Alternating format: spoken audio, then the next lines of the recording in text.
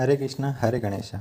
आज बात करेंगे पुरुषों के शुभ लक्षण, जिसमें पुरुषों के पेट, उसकी छाती, उसके कंधे, मुखमंडल को देख करके वह व्यक्ति किस प्रकार का होगा, वह व्यक्ति अपना जीवन किस प्रकार का व्यतीत करे। तो आज पहले अपन ने जाना था उसके पैर, उसका तलवे, पैर तलवे, उसकी अंगुलियां आदि सब चीज़ों की बात की थी।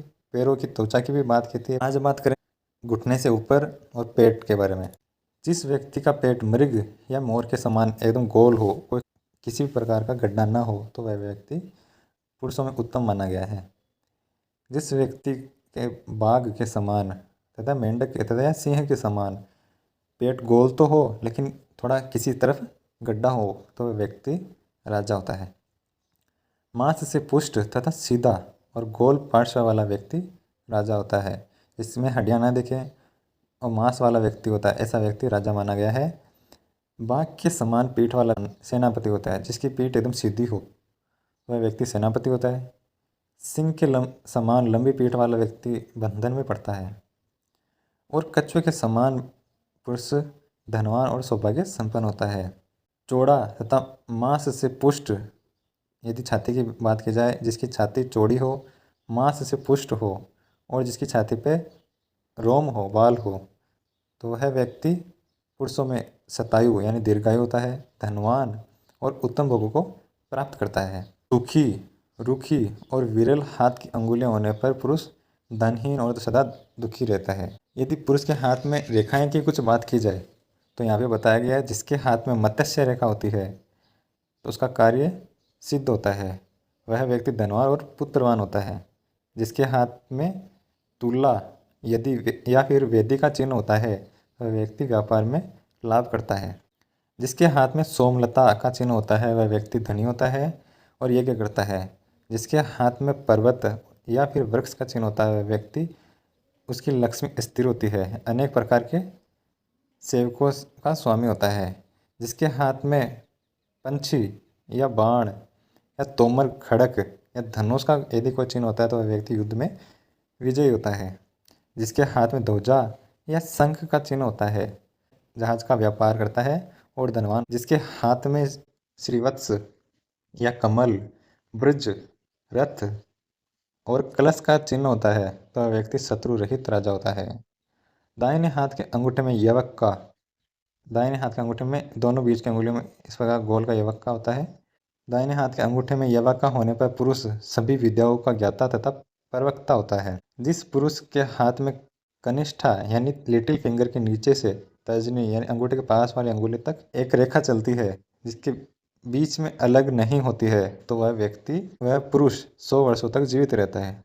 यदि पेट की कुछ और बारीकी से बात की जाए, तो जिसका पेट सांप के समान होता है, लंबा होता है, तो वह व्यक्ति दरिद्री और अधिक भोजन करने वाला होता है। यदि नाभि की बात की जाए, विस्तीर्ण हो, फैली हुई हो और गंभीर यानी गहरी हो और गोल नाभि वाला व्यक्ति सुख भोगने वाला तथा धन धान्य से संपन्न होता है। नीचे की ओर है, छोटी नाभि वाला व्यक्ति विविध प्रकार के क्लेशों को भोगने वाला व्यक्ति होता है। यदि बलि की बात की जाए, बलि अर्थात पेट में बैठने पर जो आड़ी रेखाएं बनती है, वह बलि होती है। यदि आड़ी रेखा, यदि एक बलि के नीचे नाभि होती है और वह विषम होती है, तो वह धन की हानि होती है। दक्षिणावर्त घूमी हुई नाभि बुद्धि प्रदान करती है और वामावर्त नाभि शांति प्रदान करती है। 100 दलों वाले कमल की कर्णिका के समान नाभि पेट वाला में पुरुष एक बलि होने पर राजा शस्त्र होता से है। मारा जाता है, 2 बलि होने पर स्त्री भोगी होता है और 3 बलि होने पर राजा अर्थात आचार्य होता है और 4 बलि होने पर पुत्र होता है और सीधी बलि होने पर धन का उपभोग करता है अधिक। जिसके स्कंद, जिसके कंधे कठोर, मांस वाले तथा समान हो, वह राजा होते हैं और सुखी होते हैं। जिसके वक्ष स्थल, जिसकी छाती बराबर तथा उन्नत यानी उभरी हुई हो तथा मांस वाली हो और विस्तृत हो, वह व्यक्ति राजा के समान होता है। इसके विपरीत कड़े रोम वाले व्यक्ति, जिसकी नसें दिखाई देती है, वह वक्षस्थल प्राय निर्धनों की होती है। दोनों वक्षस्थल समान होने पर पुरुष धनवान होता है और पुष्ट होने पर शूरवीर और छोटे होने पर धनहीन तथा जिसके स्तन छोटे बड़े होने पर अनिश्चित होता है और शस्त्र से मारा जाता है। यदि अब ठोडी की बात की जाए तो हनु विषम हनु वाला व्यक्ति धनहीन होता है और उत्तम हनु वाला व्यक्ति भोगी होता है। अब यदि व्यक्ति के ग्रीवा गले की बात की जाए तो जिसकी चपटी ग्रीवा होती है तो व्यक्ति धनहीन होता है।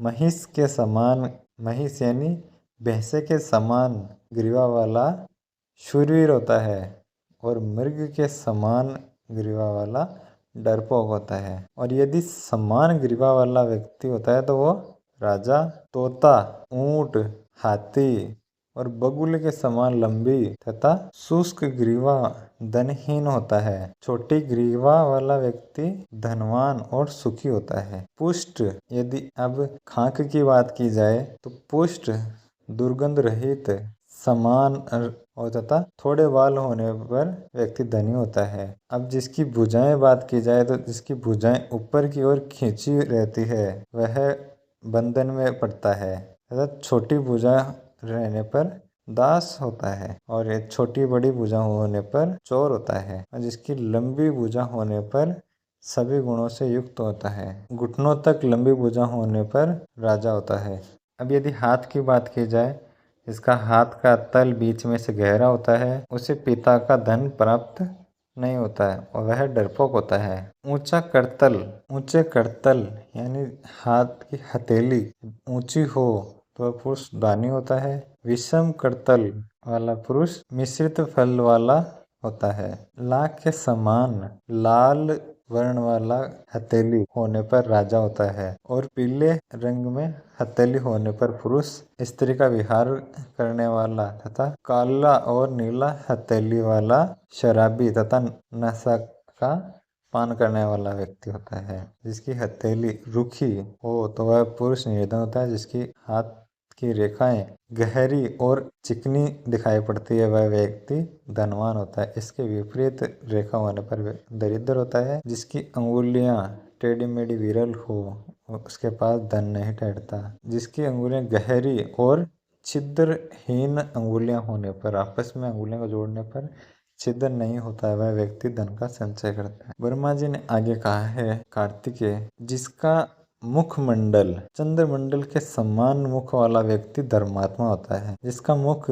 सूंड के समान आकृति होता है तो वह भाग्यहीन होता है और टेढ़ा और टूटा हुआ विकृत और सिंह के समान मुख वाला चोर होता है। सुंदर और कांतियुक्त, सुंदर और शांतिपूर्ण, सर्वश्रेष्ठ, श्रेष्ठ हाथी के समान भरा हुआ संपूर्ण मुख वाला व्यक्ति राजा होता है। यदि उसकी साइड की बात की जाए, साइड से देखें तो बकरे अथवा बंदर के समान मुख वाला व्यक्ति धनी होता है। जिसका मुख बड़ा होता है वह दुर्भाग्य रहता है और छोटा मुख वाला कृपण लोभी होता है। लंबा मुख वाला धनहीन और पापी होता है। चौखुट्ठा मुख वाला व्यक्ति धूर्त, स्त्री के मुख के समान मुख वाला और निम्र मुख पुरुष पुत्रहीन होता है या उसका पुत्र उत्पन्न होकर नष्ट हो जाता है। जैसे कपोल अर्थात गाल की बात की जाए, कमल के दल के समान, कमल का दल अर्थात जैसे घुमा हुआ होता है, बाहर की ओर उभरा हुआ,